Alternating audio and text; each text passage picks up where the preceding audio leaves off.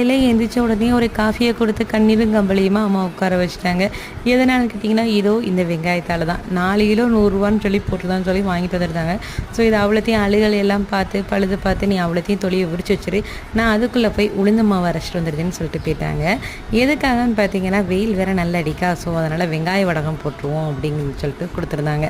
So நான் இது அவ்வளோத்தையும் தொலி உரிக்கிறதுக்கே கிட்டத்தட்ட 2 மணி நேரம் கிட்ட ஆயிடுச்சு. அப்புறம் ஃப்ரெஷ்ஷப் ஆகிட்டு பிரேக்ஃபாஸ்ட்லாம் முடிச்சு அரைச்சி வச்ச மாவோட மசாலா எல்லா வெங்காயத்தையும் போட்டு பிசைஞ்சு முடிக்கிறதுக்குள்ளேயே கிட்டத்தட்ட மணி 12:30 ஆயிடுச்சு.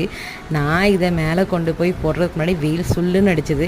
நான் போட ஆரம்பிச்சோடனே சூரிய பகவானுக்கு என் மேலே கொஞ்சம் கருணை வந்துருச்சு. வெயில் ரொம்பவே கொஞ்சம் மைல்டாக இருந்துச்சு. ஸோ அவ்வளோத்தையும் கடன் போட்டுட்டு கீழே இறங்கும் போதே மணி பார்த்திங்கன்னா ஒரு 1:30 கிட்டேயே ஆயிடுச்சு.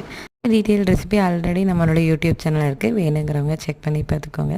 அப்படியே கீழே வந்து அம்மாவுக்கு ஜூஸ் கொடுக்குற மாதிரி தண்ணி கொடுத்தா, அடிக்கிற வெயிலுக்கு ஜூஸ் மாதிரி தான் இருந்தது தண்ணியுமே.